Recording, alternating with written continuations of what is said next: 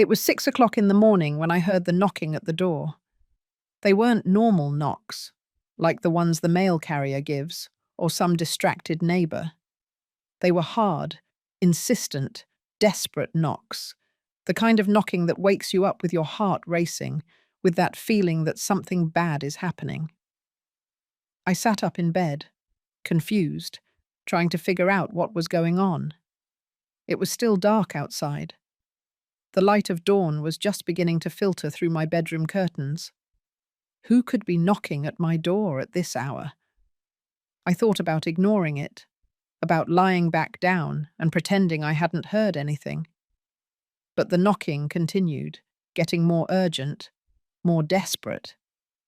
I got up, put on the robe I always leave hanging next to the bed, and walked barefoot across the cold hallway of my house. Every step I took toward the door increased my nervousness. Something in the air felt strange, heavy, as if the morning itself knew this day wouldn't be like the others. I reached the entrance and looked through the peephole. It was Robert, my longtime neighbor, the man who lived 3 houses down, the same one who had helped me fix the yard when George died 5 years ago. But this wasn't the calm, kind Robert I knew. His face was pale, distraught. His eyes were wide open, filled with something I immediately recognized. Fear.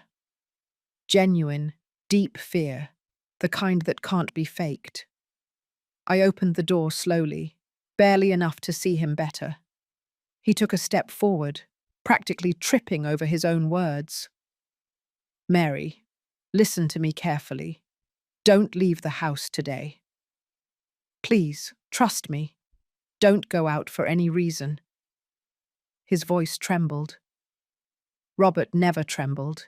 He was a 70-year-old man, an ex-military service member, someone who had seen things in his life I couldn't even imagine.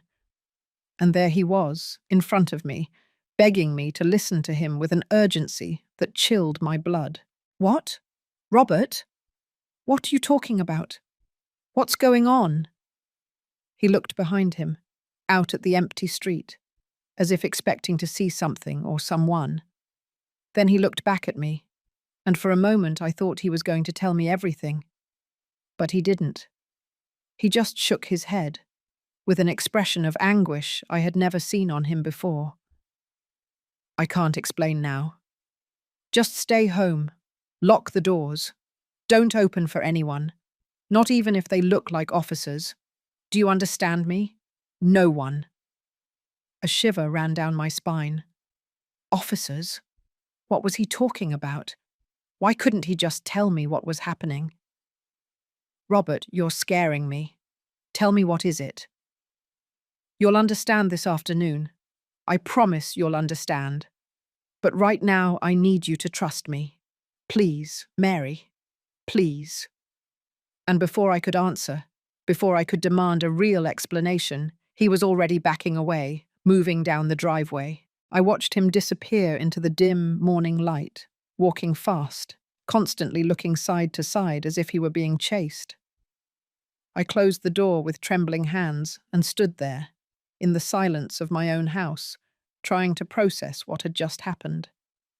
My heart was pounding so loudly I could hear it in my ears. What the heck was that? I walked to the kitchen, needing a glass of water, needing to think clearly. I turned on the light, and the sudden glare made me blink. Everything in my house looked normal. The table where I always eat breakfast, the mugs hanging in their place, the wall clock George gave me on our 30th anniversary. Everything was the same, but nothing felt the same. I poured myself water with hands that were still shaking and sat down on one of the chairs. Why was Robert so scared? And why couldn't he tell me the reason? He and I had a good relationship. After George died, Robert was one of the few people who genuinely cared about me. He helped me with heavy things around the house, invited me for coffee occasionally. He was always there when I needed him. But this was different. This wasn't a courtesy visit or a favor between neighbors. This was a warning, an urgent, desperate, terrifying warning. I looked at the clock. 16 minutes past 6 in the morning. Outside, the sky was slowly beginning to brighten, painting itself in shades of orange and pink. Any other day, I would be getting ready to go out. Tuesdays, I always went to the community centre to help with the children's reading program. It was something I had started doing after I was widowed, a way to fill the hours, to feel useful, not to be alone in this house full of memories. But today, Robert had told me not to leave, to stay locked inside. Why? What could be so dangerous out there that he felt the need to come to my house at 6 o'clock in the morning to warn me? I tried to rationalize. Maybe he had heard something on the news. Maybe there was a neighborhood security alert. But then, why didn't he tell me directly? Why all the mystery? And why did he tell me not to open the door, even if they looked like officers? That part bothered me more than anything else. Officers of what? Police? Government? What kind of situation requires you to distrust the authorities? I got up and walked to the living room window. I slid back just a corner of the curtain and looked outside. The street was empty and quiet. The trees swayed gently in the morning breeze. Everything looked perfectly normal. Too normal, perhaps. Then I saw it. A car parked at the end of the street, right on the corner. A grey sedan with tinted windows. It didn't belong to anyone in the neighbourhood, I was sure of that. I knew my neighbours' cars. This one was new. And something about the way it was parked, slightly angled, as if the driver wanted a clear view of the whole street, put me on edge. Had that car been there before? I didn't remember. But I didn't usually pay attention to those things either. Until today. I let the curtain drop and moved away from the window, feeling a growing paranoia. This was ridiculous. I was a 68-year-old widow, retired, with a simple, predictable life. Who would want to harm me? Why would someone be watching my house? But Robert's look was still imprinted on my mind. The fear in his eyes was real, and Robert was not a man who was easily scared. I went back to the kitchen, and this time I made myself a cup of coffee. I needed caffeine. I needed to wake up completely and think this through clearly. While the water boiled, I took out my phone. Maybe I should call someone. But who? My children lived far away. Sarah in another state, working on her law career. Mark abroad, pursuing his photographer dreams. We had talked last Sunday, our routine weekly call. Everything normal, everything fine. I couldn't call them now and tell them I was scared because my neighbour told me not to leave the house. Alarms would go off. They would want me to move in with one of them, to leave this house, this life. And I wasn't ready for that. Not yet. The coffee was ready, and I sat back down at the table, staring at the steaming mug. What was I supposed to do? Sit here all day waiting for what to happen? What, exactly? Robert said I would understand by the afternoon. What was going to happen in the afternoon? I took a sip of coffee, barely burning my tongue. The pain brought me back to reality. I needed to calm down. Maybe I was overreacting. Maybe Robert had had a nightmare or was going through something personal and didn't want to worry me with the details. Maybe. The phone rang. I jumped so much I almost spilled the coffee. My heart started racing again. I looked at the screen. Unknown number. I hesitated for a moment, my finger suspended over the answer button. What if it was part of what Robert had warned me about? But it could also be a normal call, a survey, a salesperson.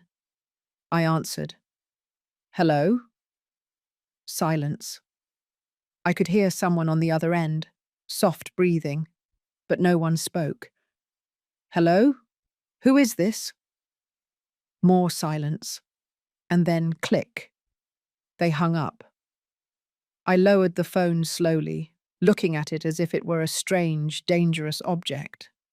A silent call. at 6:30 in the morning, right after Robert's warning. It wasn't a coincidence. It couldn't be. I got up again, this time with more urgency, and checked all the doors in the house. The front door, locked. The back door that led to the yard, locked. The windows, all closed. I felt like a prisoner in my own home, but I also felt a little safer. I went back to the living room and sat on the sofa, clutching a cushion to my chest. Outside, the day kept getting brighter. I was inside, locked in, scared, not understanding what was happening. And the worst part of all was the wait. Robert said I would understand by the afternoon. That meant hours. Hours of being here, alone, with my imagination creating the most terrible scenarios. I looked at the clock again. 6:45. The day had just begun, and it already felt like it had lasted an eternity. The hours passed with unbearable slowness. I stayed sitting on the sofa, checking the clock every 5 minutes, feeling like time was crawling, as if the day itself was conspiring against my sanity. I tried to distract myself. I turned on the television, but I couldn't focus on anything. The news talked about the weather, politics, sports. Everything was normal. Nothing that explained why my neighbor had appeared terrified at my door. I turned off the television, and silence filled the house again. That silence I knew so well, that had been my constant companion for the last 5 years. Since George died, silence had become something familiar, almost comforting. But today was different. Today, the silence didn't comfort me. It oppressed me. I got up and walked around the house, checking the windows again, making sure everything was closed. I felt ridiculous doing this, like a paranoid old lady seeing dangers where there were none. But I couldn't help it. Every noise startled me. The wind against the windows, the creaking of the house's old wood, the distant hum of a car passing by on the street. I reached the room that had been George's and mine for 35 years of marriage. Now it was just mine. The bed perfectly made, the curtains half closed, his things still on the nightstand. I never had the courage to remove them. His watch, his reading glasses, the book he never finished. Sometimes I would come in here just to feel him close, to remember what it was like to have someone in this house, what it was like not to be alone. The children had suggested 1,000 times that I sell the house, that I move to something smaller, more manageable. "It's too big for you alone, Mum," Sarah would say every time we talked. And she was right.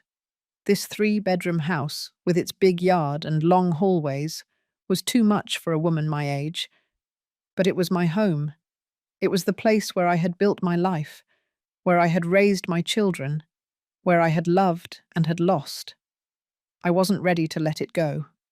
Not yet. I went back to the living room and peered out the window again. The grey car was still there. It hadn't moved in 2 hours. This couldn't be a coincidence anymore. Someone was watching the street, or they were watching me. I felt a shiver. Why would someone want to watch me? I wasn't anyone important. I was just a retired widow living off her pension and the savings George had left. We had a modest life. We never had a lot of money. George worked his whole life as an accountant at a medium-sized firm. He did his job, came home, we ate dinner together, we watched television. A simple, predictable life, without secrets or mysteries, or so I thought. I moved away from the window and went to the kitchen. I needed to eat something, even though I wasn't hungry. I made a sandwich that I could barely taste. The food felt like a knot in my throat. My stomach was closed up with anxiety. The phone rang again. This time I almost dropped it. I grabbed it with trembling hands and looked at the screen. Unknown number again. Different from the one in the morning, but just as anonymous. I hesitated.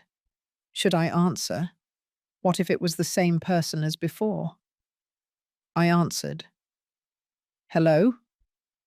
Silence again. But this time I could hear something else. Background noise, as if the caller was in a public place. Distant voices. The sound of traffic. Who is it? Why are you calling me? Nothing. Just that soft, almost imperceptible breathing. And then click. They hung up again. I put the phone down on the table and sat, feeling like tears were threatening to fall. I wasn't a woman who cried easily. I had learned to be strong when George died. I had to be. But this was overwhelming me. This feeling of not knowing what was happening, of being trapped in something I didn't understand. Why were they doing this to me? What did they want from me? I looked at the clock. 10 o'clock in the morning. 4 more hours until 2 o'clock in the afternoon. 4 eternal hours. I got up and started pacing around the house again, unable to stay still. I passed through the hallway full of family photos. Sarah and Mark when they were little, smiling in their school uniforms.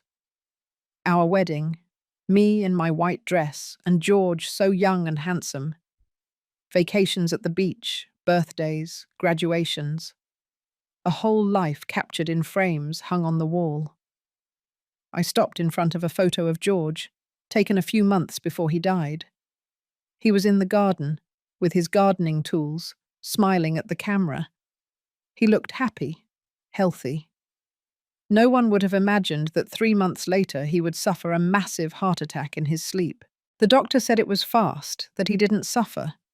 That was supposed to comfort me, but it never really did. I missed him so much. I missed his voice, his laugh, the way he held me at night before we slept. I missed having someone to share my days with, someone who made me feel less alone in this world. What's happening, George? I whispered to the photograph. Why am I so scared? Obviously, there was no answer, just the silence of the house and the ticking of the wall clock. I kept walking and reached the study George used to work from home, when he brought papers from the office.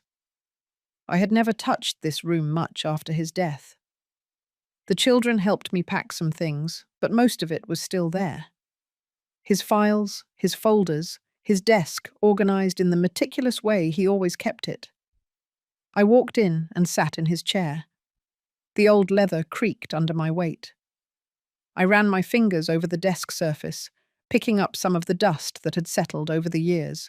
George spent hours here, checking numbers, doing calculations, working on things I never really understood. He was the one for numbers. I was the homemaker, the mother, the one who kept everything running while he brought in the money. That's how our marriage worked, and it had never bothered me. We were a team, each with our role. But now I wondered if I had really known my husband. Were there secrets in his life I didn't know about? Things he hid from me to protect me? I shook my head. I was being ridiculous. George was a good, honest, transparent man. There were no secrets. There were no mysteries. It was just fear talking, making me doubt everything. I got up from the chair and was about to leave the study when I heard something that chilled my blood. Footsteps. Outside. In the yard.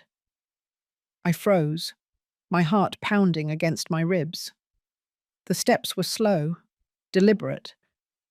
Someone was walking along the side of my house. I approached the study window carefully, moving as silently as possible. The curtains were partially closed. I barely peeked one eye through the edge and looked outside. There was a man in my yard, tall, dressed in dark clothing, walking slowly down the side path. It wasn't anyone I knew. His hands were in his pockets, and he was looking at the house, studying it, as if he were looking for something. Panic flooded me. I backed away from the window, tripping over my own feet. Who was he? What was he doing on my property? Should I call the police? But Robert had told me not to open the door even for officers. Did that mean I shouldn't trust the police either? I peered out again, more cautiously this time. The man was still there, now looking toward the windows. For a terrible second I thought he had seen me, but he kept walking, circling the house, disappearing toward the backyard. I ran to the kitchen, where I had a view of the back patio. I arrived just in time to see him try the handle of the back door. My door. He was trying to get in. I stifled a scream. The door was locked, thank God, but he kept trying, pushing softly, testing if it would yield. I backed away from the window, my hands over my mouth, trying to control my breathing. This couldn't be happening. This wasn't real. After what seemed like an eternity, the footsteps moved away. I looked again. The man was gone, disappearing the same way he had arrived. I sank into a kitchen chair, shaking from head to toe. Someone had tried to break into my house. Someone was watching me, following me, testing my doors. Robert was right. Something terrible was happening. I looked at the clock with tear-filled eyes. 11:30 in the morning. There were still 2.5 hours left.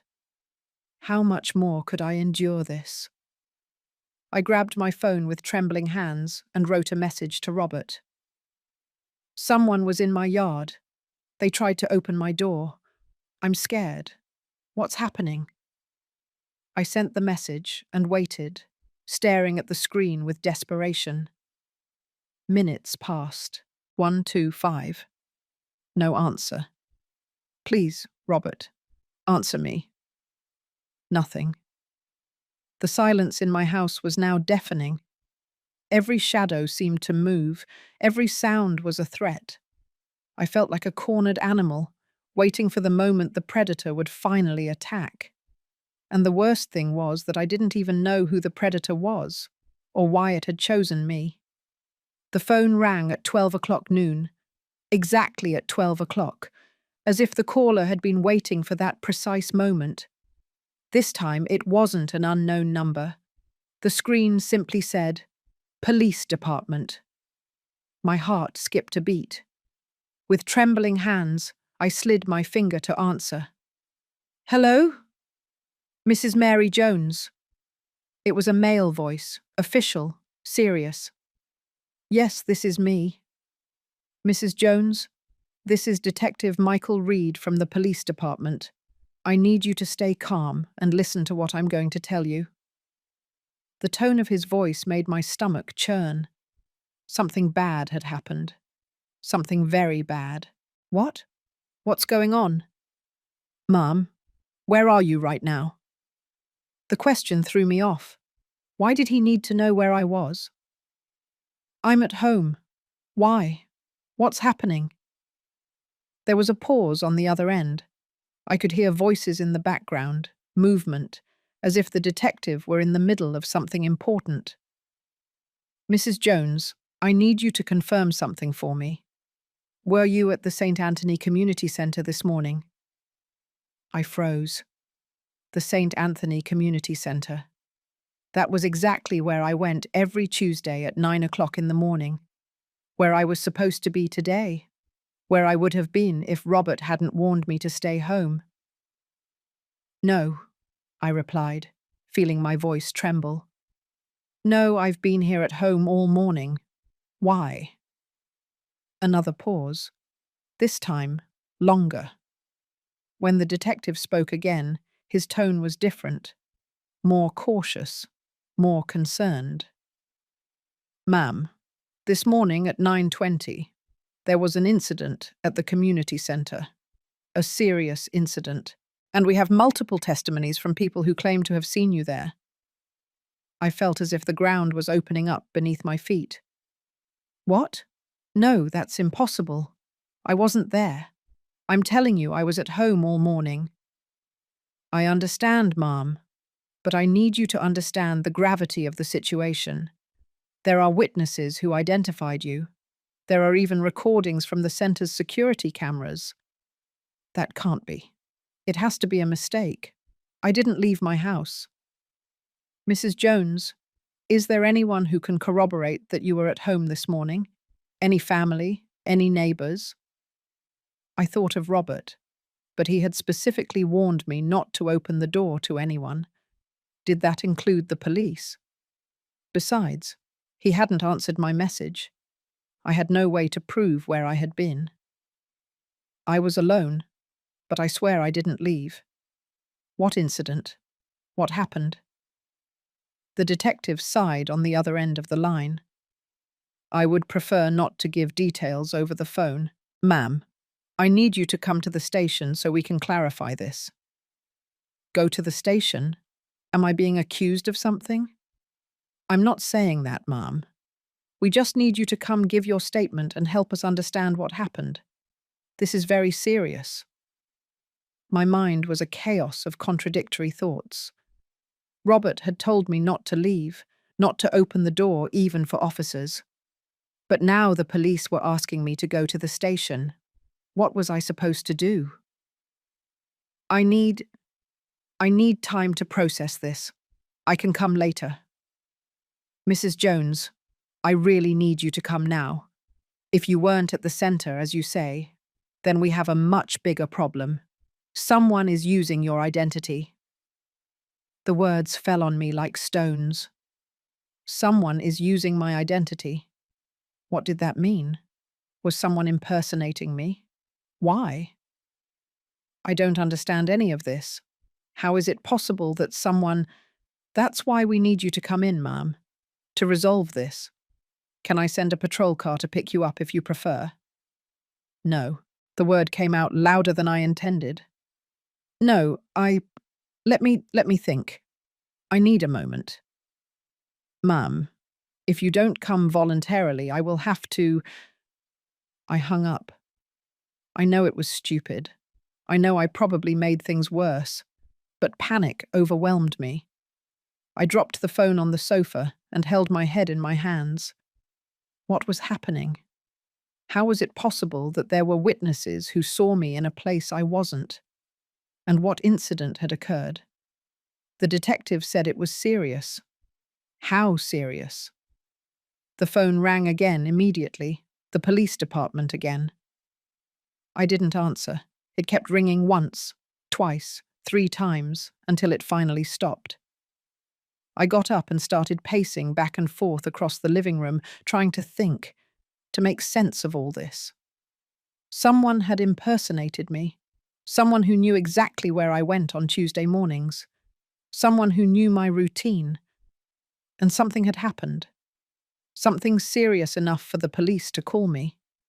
Something they were now blaming me for. I ran to the window and looked outside. The grey car was gone. In its place, there was now a police patrol car parked at the end of the street. 2 officers were inside, looking toward my house. Fear turned into pure terror. I backed away from the window, my heart pounding so hard I thought I was going to faint. This was real. Everything was real. I wasn't paranoid. I wasn't overreacting. Something terrible was happening, and I was at the center of it all. I grabbed my phone again and wrote to Robert, this time with more desperation. The police called me. They say they saw me at the community center. What happened? Something serious. There's a patrol car outside my house. Robert, please, I need you to help me. I need you to explain what's happening.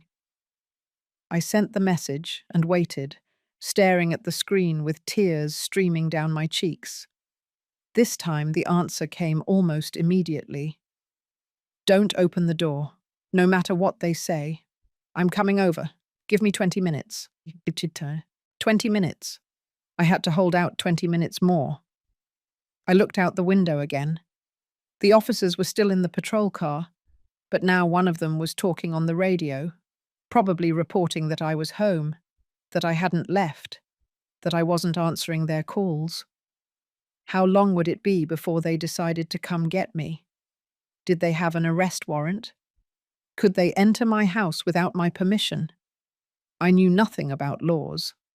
I had never had problems with the police in my life.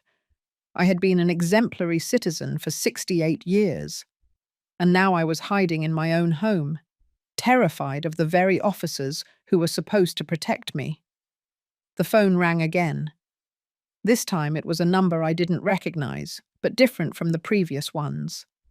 I hesitated to answer, but something in me needed to know more.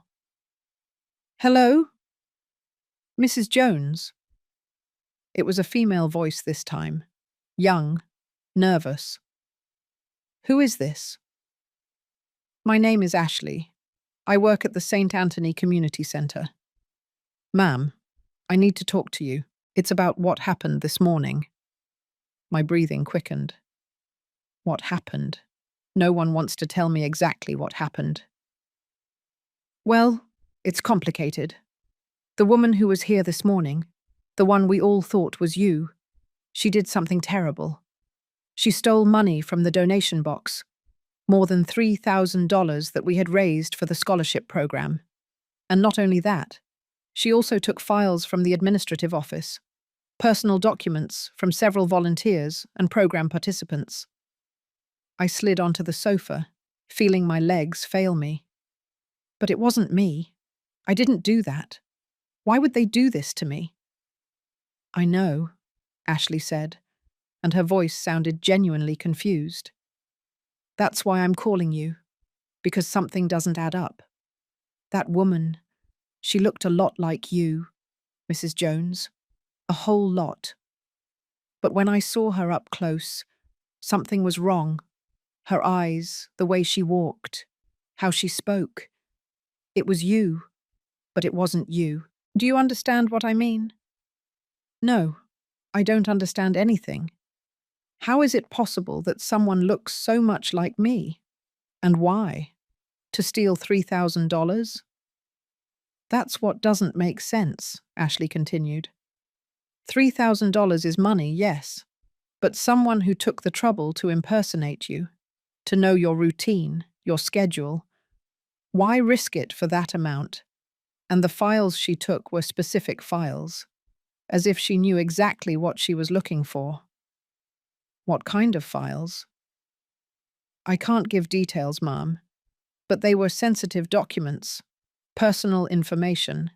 The director is furious, and the police are investigating, but I felt like I had to call you, because when I saw that woman this morning, something inside me told me something was wrong, and now that I know it wasn't really you, everything makes more sense.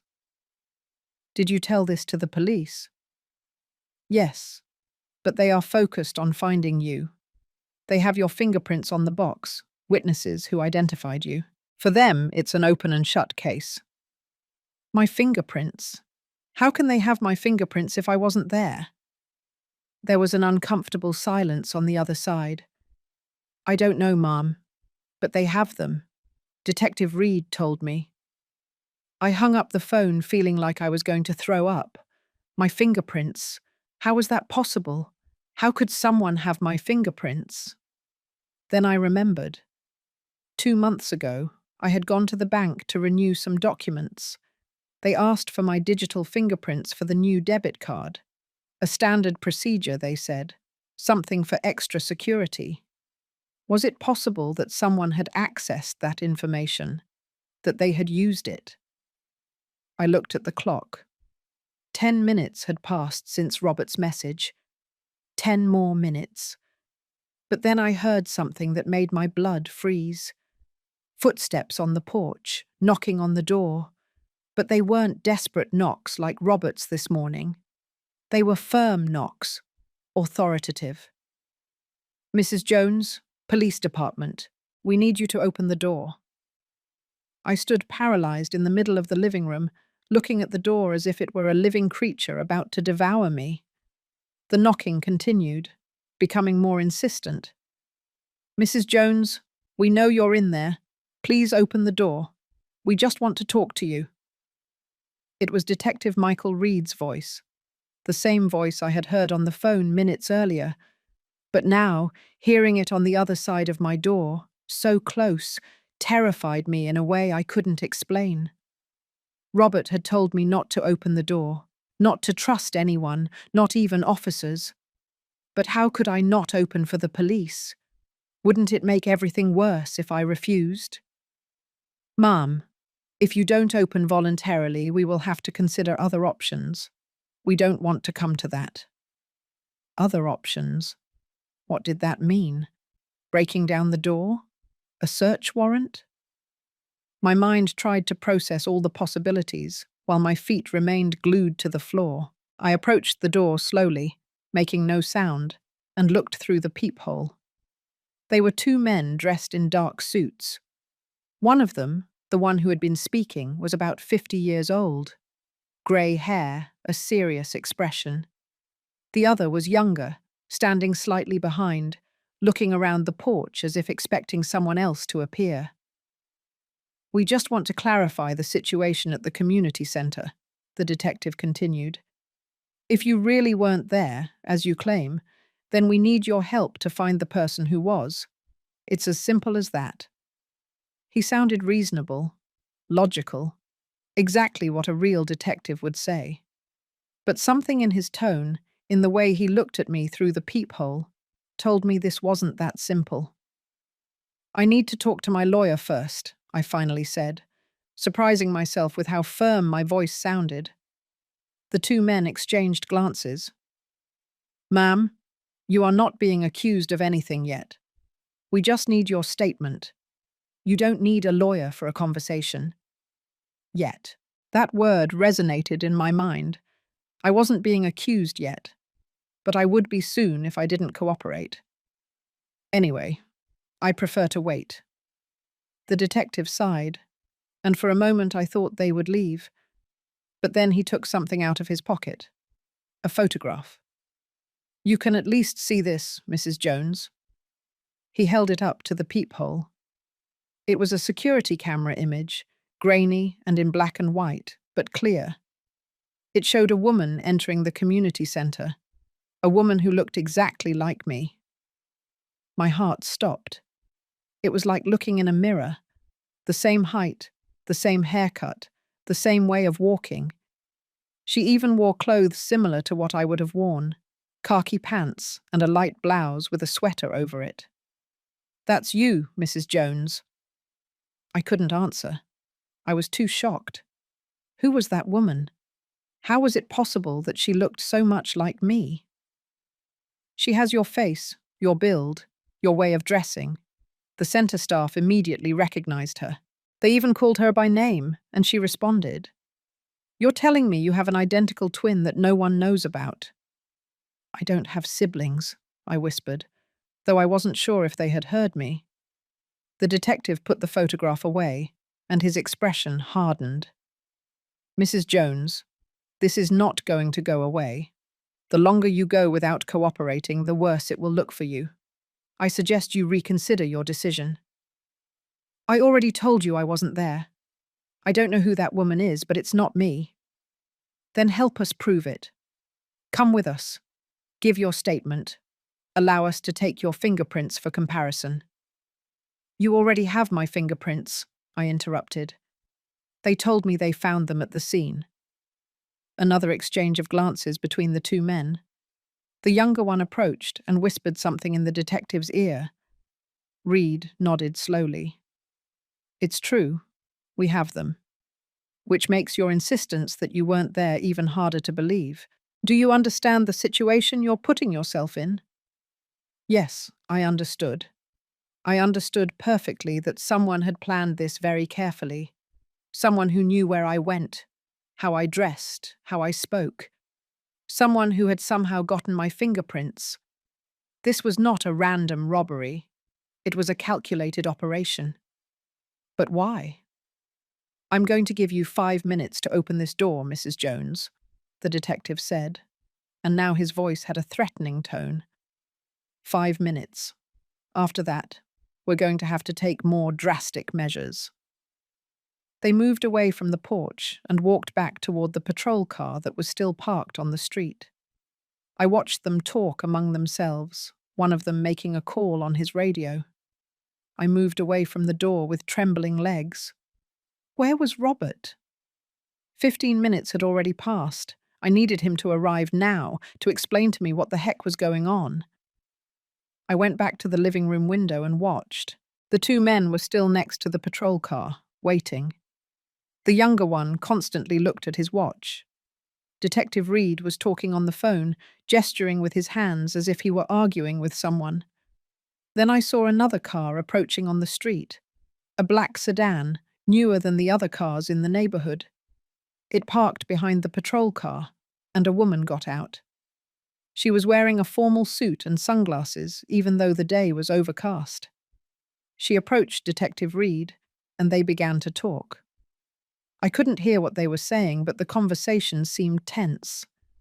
The woman pointed toward my house. The detective shook his head. She insisted. Who was she? Another detective? A prosecutor? My phone vibrated.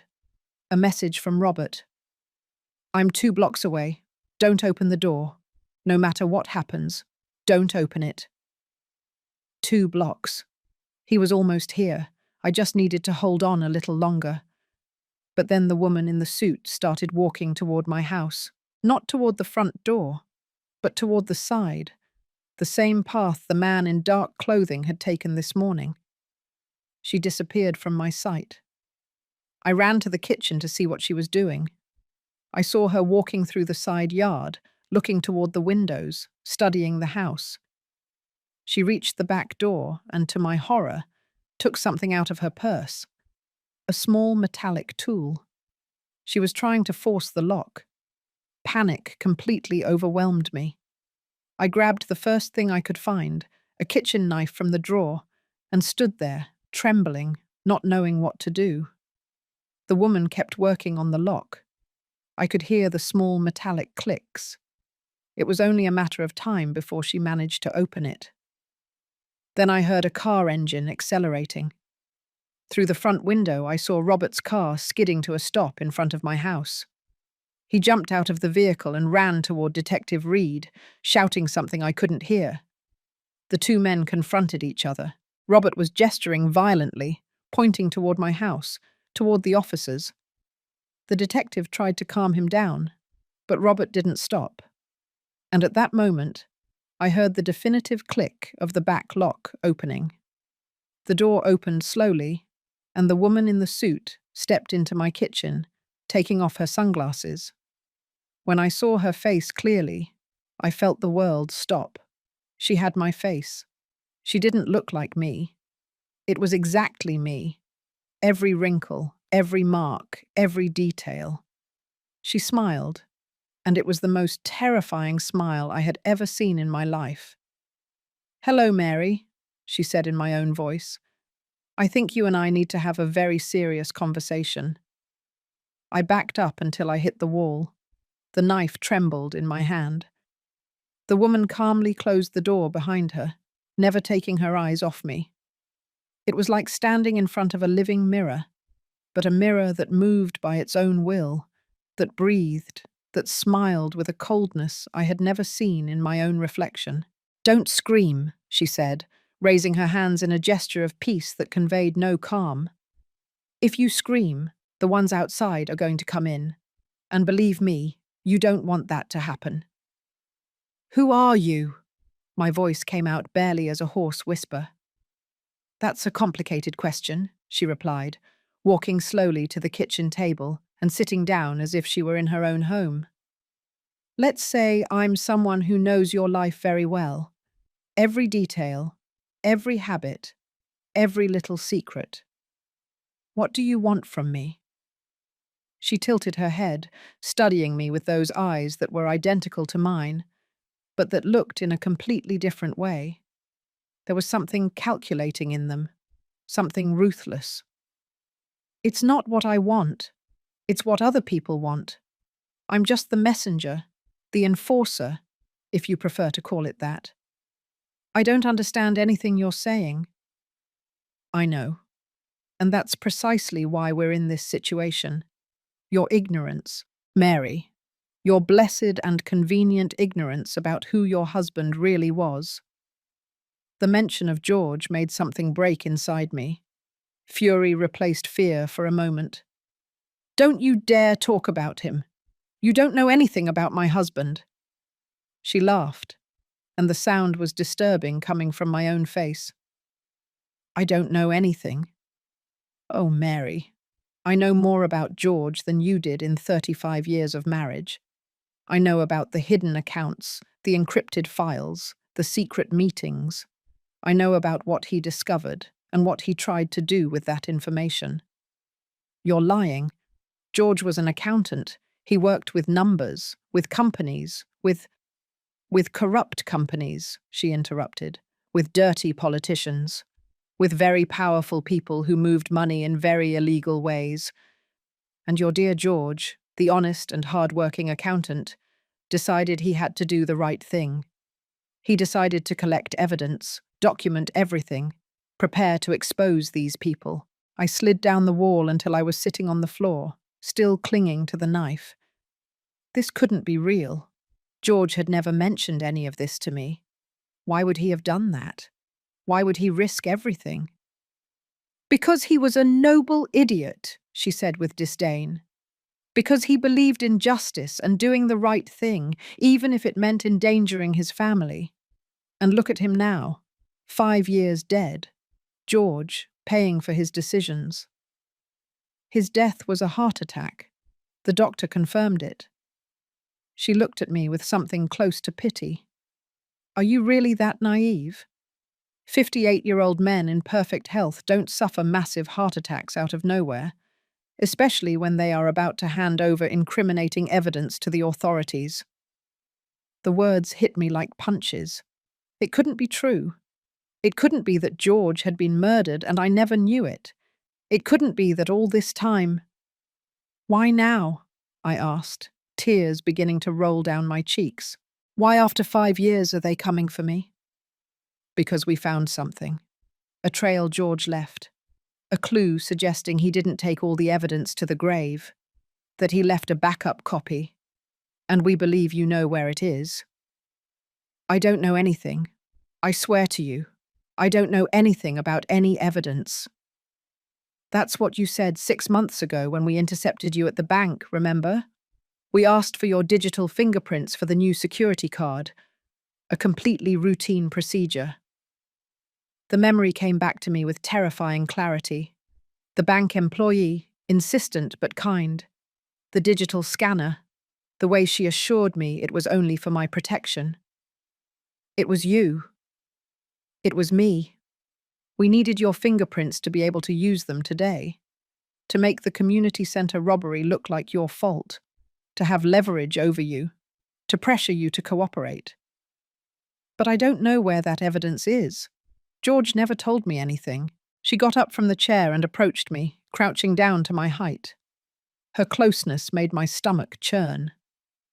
"Then you're going to have to remember. You're going to have to think about every conversation you had in his last days, every strange comment, every unexpected gift, every place he asked you to go or avoid. Because he told you something, Mary. He left you something. Men like George always leave something to protect their wives." Outside, I heard Robert's voice shouting, still arguing with the detective. How much longer could he keep them occupied? "And if I really don't know anything, what are you going to do then?" She straightened up, looking down at me with a cold expression. "Then you're going to prison for robbery and identity theft. You have your fingerprints on the donation box, multiple witnesses, and video recordings that clearly show you at the crime scene. They're going to give you years, Mary. Years locked up, away from your children, slowly dying in a cell.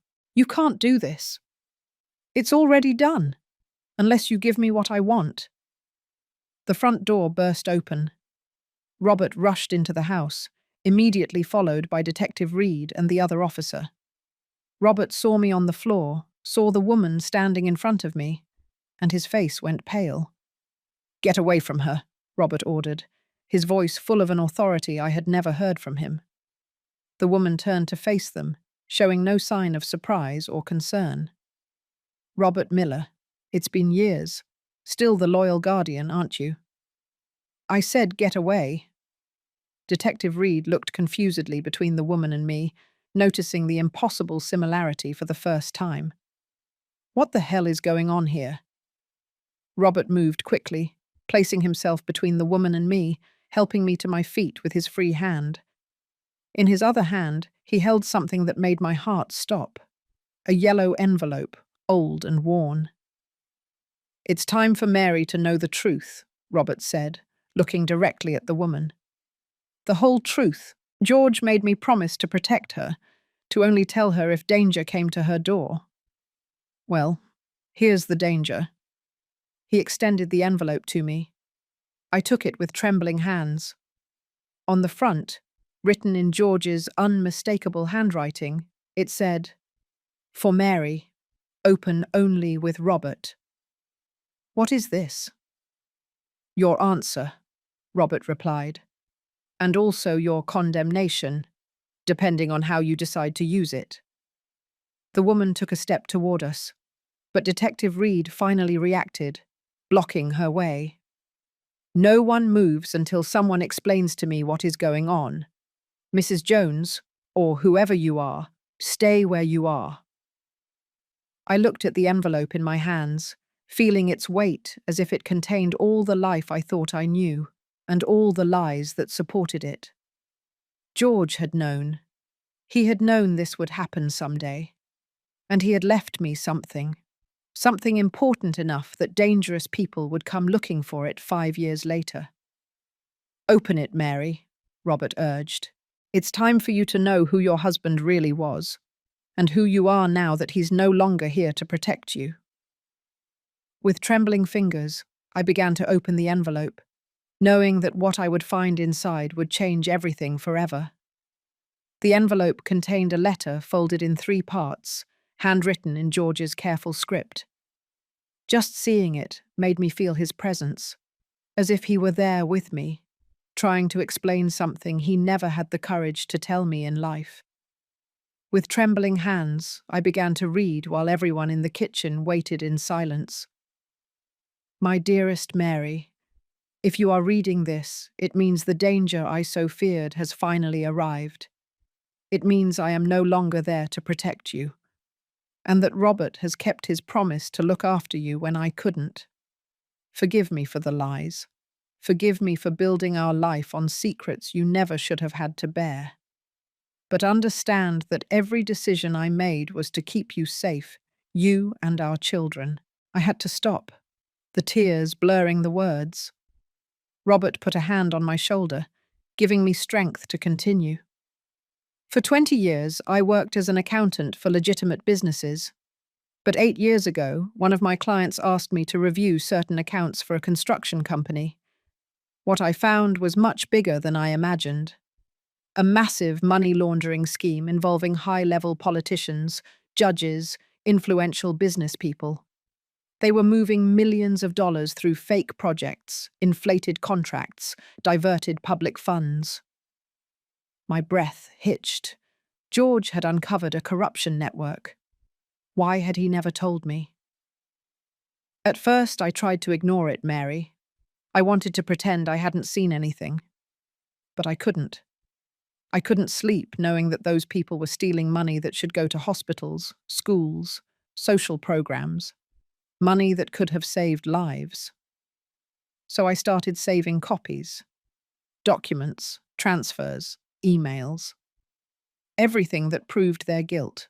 The woman who had my face let out a bitter laugh from where the detective was keeping an eye on her. "Your noble husband. So brave. So stupid." Robert shot her a murderous look, but didn't say anything. I continued reading. "I contacted an investigative journalist named Alan Vance. We planned to make all the information public, but someone discovered us. Alan died in a supposed car accident 2 weeks before we could publish. Then I knew they would come for me too, so I took precautions. I hid all the evidence in a safe place, a place only you could find, Mary, because it's connected to a memory only we share." My heart pounded hard. What memory? What was he talking about? Remember our 25th anniversary? The trip we took, the place where we renewed our vows, the small box we buried under the tree with our written promises inside. Everything is there, my love. Every document, every piece of evidence, every name. They are waiting for someone brave enough to use them. The letter continued, but my hands were shaking so much that Robert had to hold it for me so I could keep reading. Robert knows everything. He was my confidant, my protector. I asked him to watch over you from a distance, never to tell you anything unless the danger was imminent. Trust him as I trusted him. And forgive me, Mary. Forgive me for leaving you alone with this burden. But if you are reading this, it's because you now have a decision to make. You can hand over the evidence and complete what I started, risking your own safety, or you can destroy it and live the rest of your life in peace, even if that peace is built on silence. I won't judge you for whatever decision you make. Just know that I love you, that I always loved you, and that my greatest regret is not being able to be there to face this with you. Yours always, George. I let the letter drop, feeling as if my heart had been ripped from my chest. All this time, 5 years believing I had known my husband, when in reality I had been living with a stranger. A brave and foolish stranger who had decided to stand up to powerful people without even telling me. Our 25th anniversary, I whispered. We went to the cabin in the Adirondack Mountains, 2 hours from here. Robert nodded slowly. The cabin you rented for a week, where you renewed your vows under that old oak tree. The memories returned with painful clarity. It had been one of the most beautiful moments of our marriage. George had organized everything, the small but cozy cabin, the private ceremony with just the two of us, the tree under which we promised to love each other for 25 more years. We had written our promises on papers and buried them in a small metal box at the foot of the tree, saying that someday we would come back for them. We never went back. 2 years later, George was dead. The documents are there, I said, more to myself than to the others, buried under the tree. The woman with my face stepped forward, but Detective Reed firmly stopped her. Who are you? He asked her. And don't lie to me because I'm sick of this circus. She looked at him with contempt. I'm someone hired to recover something that doesn't belong to this family, something Mr. Jones stole from very important people. He didn't steal anything, I snapped, finding my voice. He documented crimes. There's a difference. A difference that cost him his life, she replied coldly. And that can cost you yours if you're not smart. Robert stepped between us, his body tense as a spring. You're not going to touch her. George made me promise, and I'm going to keep my word until my last breath. Detective Reed ran a hand over his face, clearly trying to process all the information. This is completely outside my jurisdiction. We're talking about conspiracy, political corruption, possible homicide. I need to call my superiors. No, Robert said urgently. You don't know who you can trust. If these people have the power George documented, then they have people everywhere. Police, judges, prosecutors. A call to the wrong place and Mary will be dead before morning.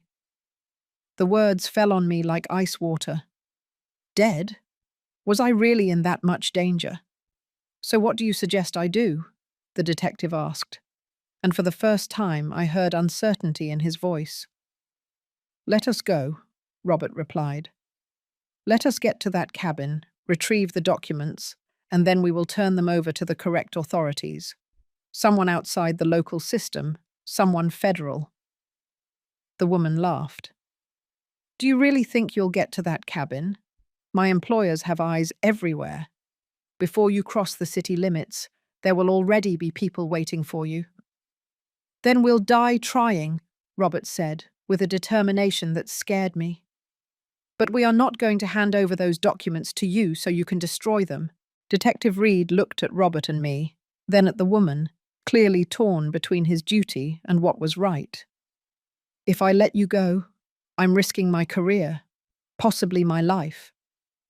And if you don't, I said, finally finding my own determination, you will be allowing corrupt people to continue stealing and killing without consequences. My husband died trying to do the right thing. I won't let his sacrifice be in vain. There was a long silence. Outside, the other officer knocked on the door, asking if everything was okay. Detective Reed ignored him, his mind clearly working at full speed. Finally, he sighed deeply. You have 2 hours head start. After that, I have to report this. And may God help us all. Robert grabbed my arm and pulled me out of the house through the back door while Detective Reed stayed behind, blocking the woman's path. I could hear her screaming, threatening, but her words faded as we ran through the side yard toward Robert's car parked on the street. Get in, fast, he ordered, opening the passenger door. I dove inside and he started the car before I even finished closing the door. The tires screeched against the asphalt as he sped down the residential street. My heart was pounding so hard I thought it would burst out of my chest. I looked in the side mirror and saw Detective Reed coming out of my house, talking urgently on his radio. The woman with my face appeared behind him, her expression full of fury. Do you really think we'll get to that cabin? I asked, my voice cracking. She said they have people everywhere. We have to try, Robert replied, his eyes fixed on the road as he took a curve too quickly. George didn't die for those documents to remain buried forever. We left the neighborhood and entered the main highway. Robert was driving erratically, constantly changing lanes, taking unexpected exits to make sure no one was following us. How did you really know George? I asked, needing to understand. You said he told you everything. Why did he trust you? Robert kept his eyes on the road, but I saw his jaw tighten. Because I also worked in the shadows. 15 years ago, I was a private investigator. I specialized in corporate fraud cases. George hired me when he started to suspect something was wrong with his clients. What we found together was much worse than either of us imagined. Why did you never tell me? All these years, living 3 houses away, helping me with the yard, having coffee with me. It was all a lie. It wasn't a lie, he said firmly. My affection for you is real, Mary. But I had orders from George. I was only to reveal the truth if your life was in danger. And until today, it wasn't. How did you know today was the day? Because I've been seeing strange movements for months. Unknown cars in the neighborhood. People watching your house. Someone went through your trash last week. I knew they were preparing for something. When I intercepted a conversation early this morning, I knew it was today. That's why I went to warn you. He took another exit off the highway, and we entered a less traveled secondary route. The urban landscape began to give way to hills and trees. The cabin was in the mountains, far from the city, in a remote location George had chosen precisely for its privacy. How much longer? I asked. An hour and a half if no one stops us. But we can't take the direct route. I'm going to take detours, use secondary roads. It will take us longer, but it's safer. I looked in the rearview mirror. For now, the road behind us was empty, but I knew it wouldn't last. That woman, whoever she was, wouldn't give up so easily. Who is she? I asked. How is it possible that she looks so much like me? Robert shifted gears as we climbed a steep hill. Her name is Yolanda. She is a specialist. These criminal organizations use them to infiltrate, to impersonate identities. They have perfected techniques of prosthetic makeup, minor surgery, voice training. She has probably been studying you for months. Every gesture, every expression, every way you move. The idea made my stomach churn. Had someone been observing me, analyzing me, preparing to become me? And Detective Reed? Do you think he's really going to give us 2 hours? I hope so. He seemed like an honest man in a corrupt system. But we can't trust anyone except ourselves. We continued driving in silence for several minutes. The landscape became greener, wilder. We passed through small towns where life seemed to move slower, where people knew nothing about conspiracies or hidden documents or women who stole identities. Did you ever regret it? I asked suddenly. Helping George? If you hadn't, maybe he would still be alive. Robert gripped the steering wheel tightly. Every day. But I also know that George would have done the same with or without my help. He was a man of principles. He couldn't stand idly by while he saw so much corruption. And he left me alone. He left me with this burden. He left you the truth and the choice of what to do with it. We arrived at a small mountain town, and Robert stopped at a gas station. We needed fuel, and it was also an opportunity to check if anyone was following us. Stay in the car, he said. Keep your head down. While he filled the tank, I looked around nervously. There were few people. An old truck driver drinking coffee, a family with children buying snacks. Everything seemed normal, too normal.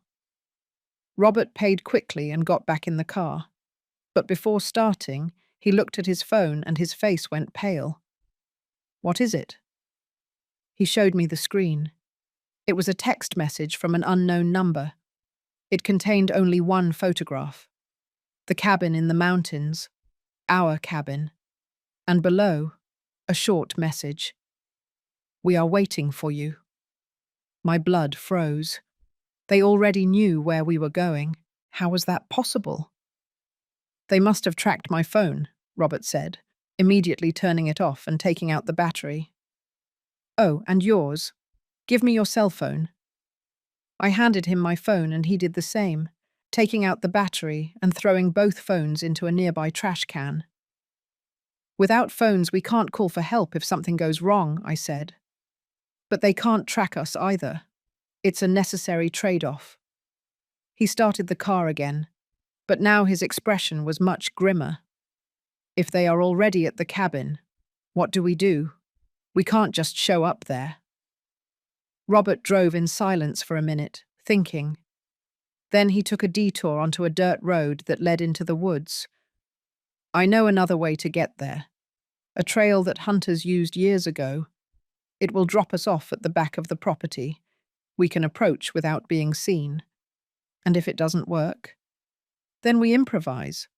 But we're not going to give up, Mary. Not after coming this far. The dirt road was uneven and full of potholes. Robert's car protested with every obstacle. But he kept going, driving further and further into the woods. The sunlight barely filtered through the tops of the trees, creating long, ominous shadows. When was the last time you came here? I asked, gripping the seat as the car jumped over a rock. Years ago. I used to come hunting with my father. I hope the trail is still passable. It didn't look very passable, but Robert refused to stop. Finally, after 20 torturous minutes, we reached a small clearing. He parked the car behind dense bushes, concealing it as best he could. From here, we go on foot. It's about a 20-minute walk to the cabin. We got out of the car, and the silence of the forest enveloped us. Only the wind among the leaves and the distant singing of some birds could be heard. Robert opened the trunk and took out a small backpack containing flashlights, water, and something that made my heart stop. A gun. Do you really think it will be necessary? I asked, pointing to the pistol he was putting in his belt. I hope not. But George made me promise to protect you no matter what. And I'm going to keep that promise. We started walking along the barely visible trail among the trees. Each step took me further away from the world I knew and closer to an uncertain future. I carried George's letter with me, carefully folded in my pocket. His words resonated in my mind. You have a decision to make. But did I really have a choice? After everything that had happened, After knowing that my husband had been murdered, that I had spent 5 years living in ignorance, could I simply turn my back? No, not anymore. George had started this, but I was going to finish it. There it is, Robert whispered, pointing between the trees. I could see the cabin in the distance, and just as the message had warned, there were 2 cars parked outside. We were not alone. We crouched behind a fallen log, observing the cabin from our hidden position. The 2 cars parked outside were black SUVs with tinted windows. I couldn't see how many people were inside the cabin, but I knew they weren't there to welcome us. "The tree is on the other side," I whispered to Robert. "Behind the cabin, near the creek." He studied the terrain, calculating distances and angles. "If we move to the left, following the tree line, we can get there without them seeing us from the windows. But we have to be silent. A single noise and they will know we are here." What if they already know? What if they are waiting for us to do exactly this? It's a risk we have to take. We started moving slowly, crouched low, using the trees and bushes for cover. Every branch that cracked under our feet made me hold my breath. My heart was beating so hard, I was sure they could hear it from the cabin. It took almost 10 minutes to cover what would normally have been a 2-minute walk. But finally, we reached the back of the property. And there it was, the old oak tree under which George and I had renewed our vows 25 years ago. It looked older now, more gnarled, but it was still majestic. Its roots spread over the ground like ancient veins. Somewhere under those roots was the box we had buried. The box that now contained much more than our promises of love. "Do you remember exactly where you buried it?" Robert asked in a barely audible voice. I closed my eyes, trying to remember. We had been standing in front of the tree, George digging with a small shovel. I was holding the metal box. He had chosen a spot between 2 big roots on the side facing the creek. "There," I pointed, "between those 2 roots." Robert took a small folding shovel from his backpack and began to dig carefully, trying to make the least noise possible. The earth was more compacted than we expected. Years of rain and root growth had sealed the place like a tomb. Every movement of the shovel made me more nervous. How long would it be before someone came out of the cabin? Before they discovered us? After what seemed like an eternity, Robert's shovel hit something metallic. We both froze, listening to see if anyone had heard the sound. Nothing. Just the whisper of the wind and the murmur of the nearby creek. Robert removed the dirt with his hands, slowly revealing an oxidized metal box. It was bigger than I remembered. George had replaced our small promise box with something much more substantial. He carefully pulled it out of the hole. It was sealed with a combination lock. Robert looked at me. "Do you have any idea what the combination might be?" I thought quickly. George always used significant dates for his passwords and combinations. Our wedding date, the children's birthdays. But this was different. This was something that only I should be able to open. Then I knew. The date of our 25th anniversary, when we buried the original box. 270897. I turned the dial with trembling fingers. August 27th, 97. The lock clicked and opened. Inside were documents. Many documents. Folders full of papers, USB flash drives, external hard drives.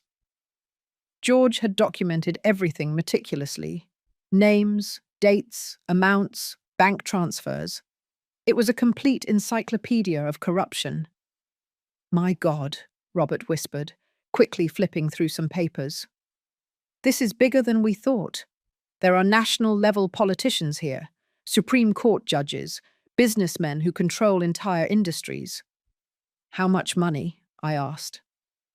"Hundreds of millions of dollars, maybe more. Decades of systematic theft from the public treasury." Suddenly we heard voices. They were coming from the cabin. Robert quickly closed the box and put it in his backpack. We have to go. Now. We started backing toward the tree line, but then the back door of the cabin opened. Two men came out, both armed, beginning to patrol the perimeter. Don't move, Robert whispered. If we move, they will see us. We stayed frozen behind a dense bush, barely breathing.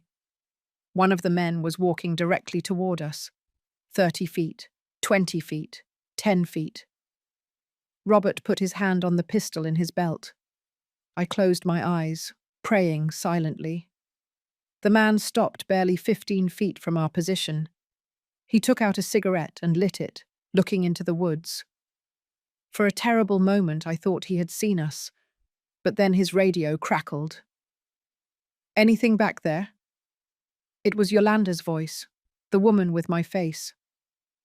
Nothing. Just trees. Maybe they aren't coming after all. They'll come. They have no other choice. Keep your eyes open. The man took another drag from his cigarette, tossed the butt, and returned toward the cabin. Robert and I waited another 30 seconds before daring to move. Let's go, he whispered, slow and silent. We started backing away, step by step, moving away from the cabin. But I knew this wasn't over. They would control all the exit roads. They would be waiting for us. Robert, I whispered when we were far enough away. We can't just leave. They are going to follow us. They are going to chase us until they get those documents. I know. That's why we're not running away. He looked at me with a determination that scared me. We are going to finish this here and now. George had contacts, people he trusted. Before throwing away the phones, he sent a message to one of them. A federal prosecutor George knew, someone who is outside the corrupt system. I gave him these coordinates. He should be arriving with reinforcements in less than 30 minutes. 30 minutes? Robert? We can't last 30 minutes against armed people. We don't have to last. We just have to not be found. We returned to the car, but instead of leaving, Robert took more things out of the trunk. Flares, a rope, a hunting knife. What are you doing? Preparing. If they find us before the federal agents arrive, I need to make sure these documents don't fall into the wrong hands. He opened the box again and took out one of the USB flash drives.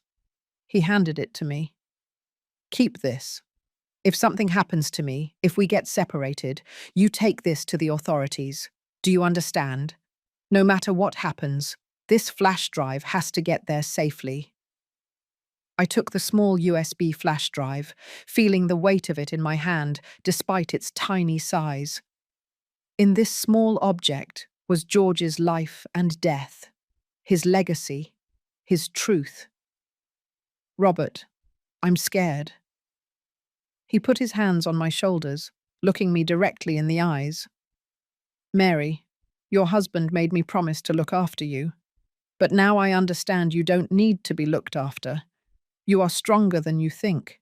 George knew it. That's why he left this to you, because he knew you would have the courage to do the right thing when the time came.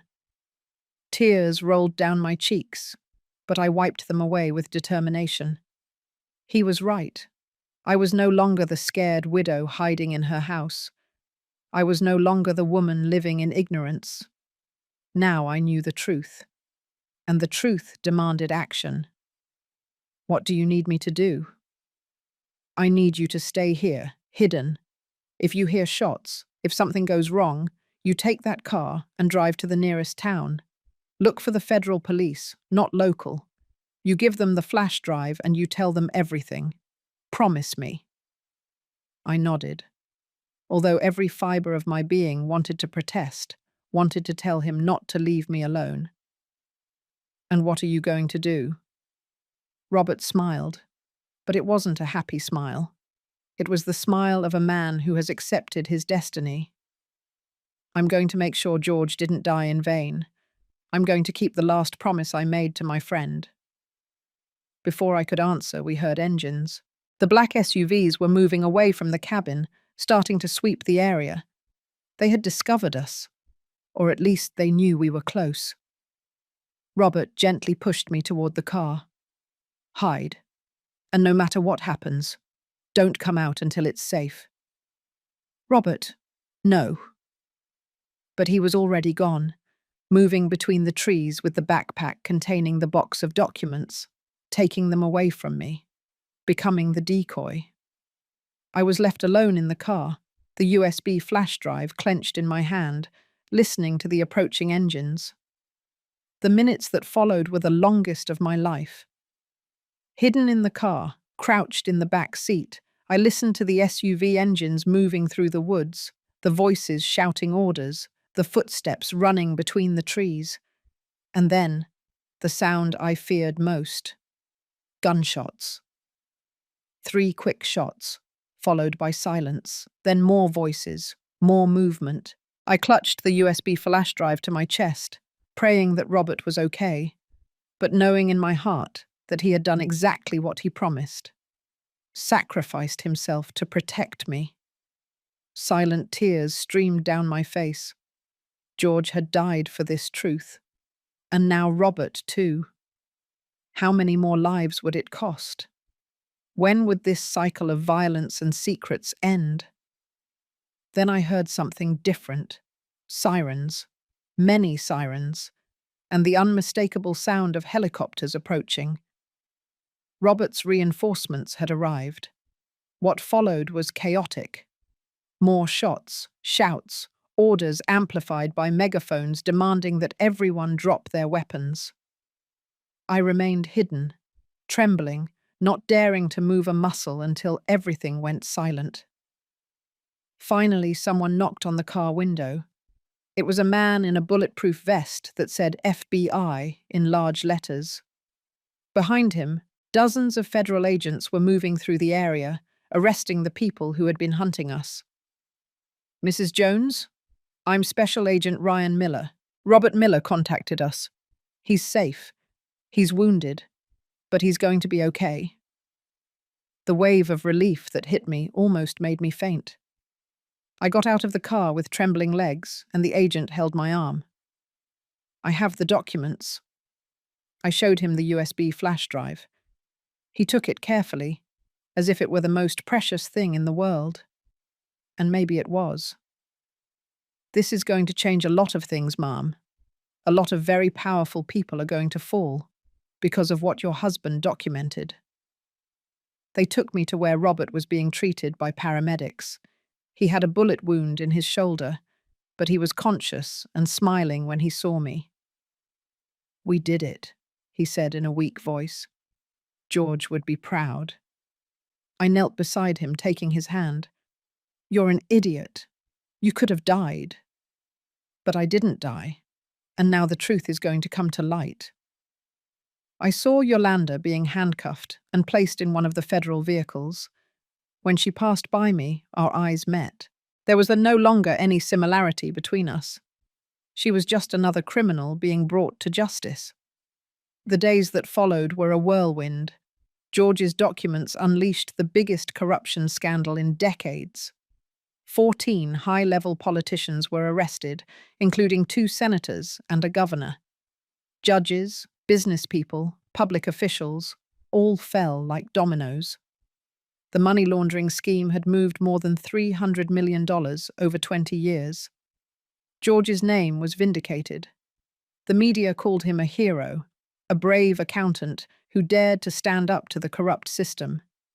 His death was officially reclassified as homicide, and new investigations were opened. Robert recovered from his injury and was recognized for his bravery. Detective Reed, who had given us those 2 crucial hours, was promoted and placed in charge of a new anti-corruption task force. But for me, none of that mattered as much as the truth. I finally knew who my husband had really been. Not the quiet man who read the newspaper every morning, but the silent hero who risked everything to do the right thing. 3 months later, I returned to the cabin, this time alone, on a sunny and peaceful day. I walked to the old oak tree and sat down in its shade, touching the earth where we had buried our promises so many years ago. I took out a new letter I had written, folded carefully. In it, I told George everything that had happened, how I had found my courage, how I had completed his mission. I told him I forgave him for the secrets, that I understood about why he had done it.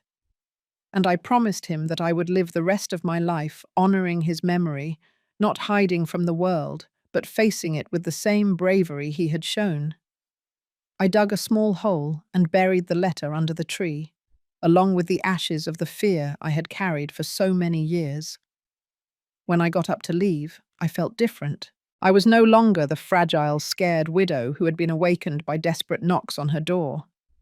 I was a woman who had faced danger, who had uncovered terrible truths, who had risked her life for justice. I was a woman who now knew that the truth, no matter how painful, is always worth uncovering, because the truth is the only thing that truly sets us free. I drove back home as the sun set behind the mountains, painting the sky with orange and pink colours. Sarah and Mark were coming to visit that weekend. We had a lot to talk about, many things to heal, but now we could do it from a place of honesty, without secrets separating us. My house no longer felt like a prison. It felt like a home, a place where I had loved, where I had lost, where I had discovered my own strength. And every night, before I sleep, I look at George's photograph on my nightstand and whisper the same words. Thank you for trusting me. Thank you for believing I would be strong enough. And thank you for loving me enough to protect me, even after your death.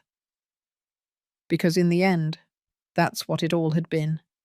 A final act of love from a man who knew that his wife had the courage within her to change the world, if only she was given the opportunity to discover it.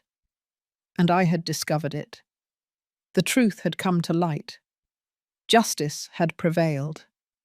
And I had learned that it is never too late to become the hero of your own story. That morning, when Robert knocked on my door at 6 o'clock in the morning with his desperate warning, I was just a scared woman. But by the end of the day, I had become something much greater. I had become someone who refused to live in ignorance, who chose truth over comfort, who risked everything to do the right thing. And that, I discovered, was the most important lesson George had wanted to teach me. Not that I needed to be protected from the world, but that I had the strength to face it. Now, every morning when I wake up, I look out my bedroom window and see a new day full of possibilities. I am no longer afraid of the shadows or the secrets, because I have learned that the light always finds a way to shine, no matter how much they try to hide it. And that light now lives in me, guiding me forward, reminding me that I am stronger than I ever imagined, that I am the guardian of George's legacy, that I am a survivor, that I am a fighter, that I am Mary Jones. And my story doesn't end here. It is just beginning.